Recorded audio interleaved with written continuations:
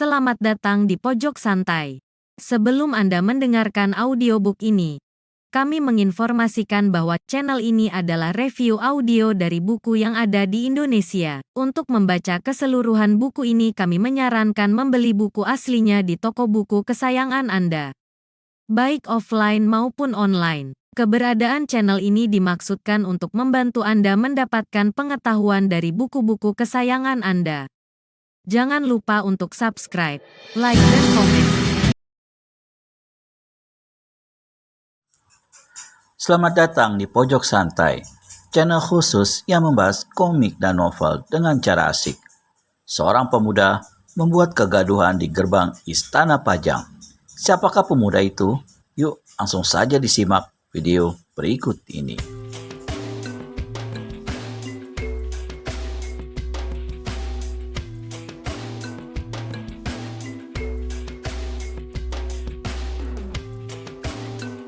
Jayeng Rono memandang berkeliling pada para hulu balang dan pengawal-pengawal pintu gerbang yang mulai siuman. Kalian cerobos semua, tidak mengenali siapa adanya pemuda ini. Dialah yang menyelamatkan Pajang, yang datang untuk membalikan tombak Trisula yang telah dicuri itu. Tentu saja semua prajurit dan hulu balang yang ada situ menjadi kaget bukan main. Mana mereka menyangka kalau si pemuda berambut gondrong bertampang tolol itu adalah pendekar 212 Wiro Sableng yang selama ini sangat terkenal dalam dunia persilatan. Dengan cepat, mereka membuka pintu gerbang kota raja lebar-lebar. Jayeng Rono membawa Wiro Sableng ke gedung kepatihan. Begitu duduk berhadapan-hadapan, Jayeng Rono segera bertanya, "Pendekar, apakah kau berhasil mendapatkan kembali tombak Trisula?" Wiro Sableng mengangguk. Dari balik baju putihnya dikeluarkannya tombak Trisula. Jayeng Rono menerima senjata itu.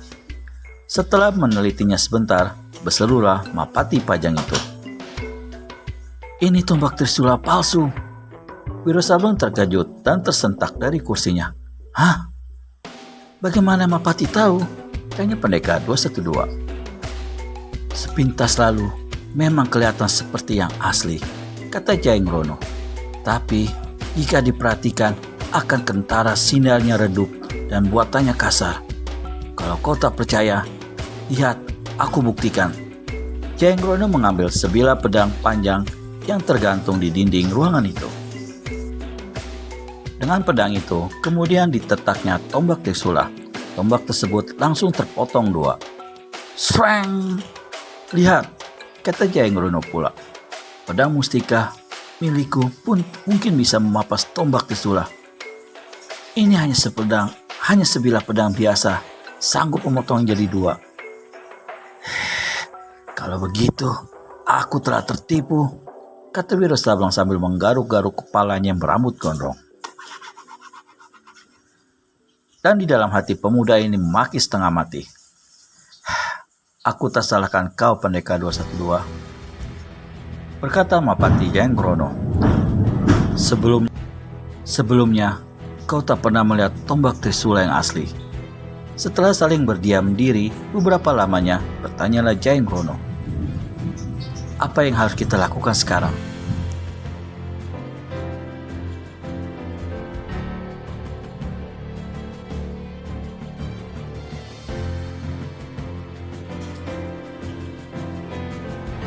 "Sebaiknya bawa masuk Randa Blamblang dan pembantunya. Kita bisa tanyai mereka," menganjurkan Wiro. Jayeng Rono menyetujui anjuran itu. Lalu kedua orang tersebut pun dibawa masuk ke ruangan itu tanpa dilepaskan totokan di tubuh masing-masing. "Pangeran Randa Blamblang," kata Mapati Jayeng Rono yang masih mau menyebut pangeran terhadap pengkhianat itu. "Karena kedokmu sudah terbuka, tak ada gunanya kau bersembunyi lagi. Jawablah setiap pertanyaanku dengan jujur. Di mana tombak Trisula yang asli kau sembunyikan?" "Apa? Di mana tombak Trisula yang asli kau sembunyikan?" mengulang Jayeng Rono. Randa Blamblang yang bermuka kecil tekung itu memandang tepat-tepat pada Jayeng Rono, lalu pada potongan-potongan tombak yang menggeletak di lantai ruangan, dan akhirnya berkata, "Aku tidak mengerti maksudmu." Kau lihat potongan senjata itu, bentuknya persis seperti tombak Trisula, tapi adalah palsu. Hah, palsu atau tidak, itu bukan urusanku Mahapati, kata Rana Blamblang pula. Kau telah menyuruh Dewa Maling Baju Hitam untuk mencuri senjata tumbal kerajaan itu. Ketika kau kutangkap, tombak tersebut ada padamu dan ternyata palsu. Kau atau si pencurika yang telah menukarnya dengan yang palsu. Yang berkata ini adalah Wiro Sableng. Orang gendang, aku tidak ada urusan denganmu. Aku tidak sudi menjawab pertanyaan orang gila. Wiro Sableng tertawa perlahan dan menjawab, bagaimanapun gilanya diriku, tapi aku tidak segilamu, Rana Blambang. Seluruh Pajang tahu kalau kau cuma seorang anak gundik, tapi mengapa kau menyebut diri sebagai pangeran? Dan lebih dari itu, berhasrat hendak jadi raja pula. Mana yang lebih gila, aku atau kau? Merahlah muka Rana Blamblang mendengar ucapan itu.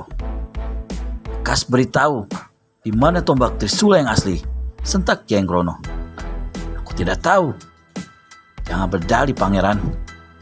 Kalau dia tak mau menjawab secara baik-baik, aku ada cara yang paling bagus untuk membuatnya bicara Mahapati, kata Wiro pula. Mahapati membuka suara Pandemang. Pangeran Rana Blamblang tidak berdusta. Dia betul-betul tidak tahu apa yang kau maksudkan dengan tombak Trisula asli dan yang palsu.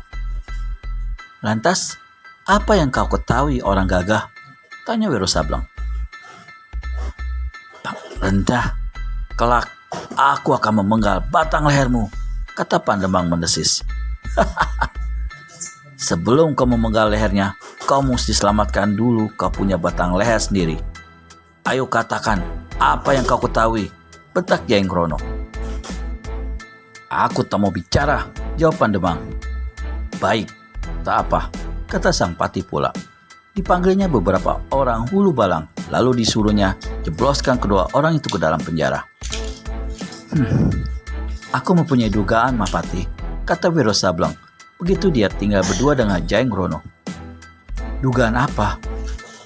Mungkin sekali Dewa Maling Baju Hitam yang punya pekerjaan.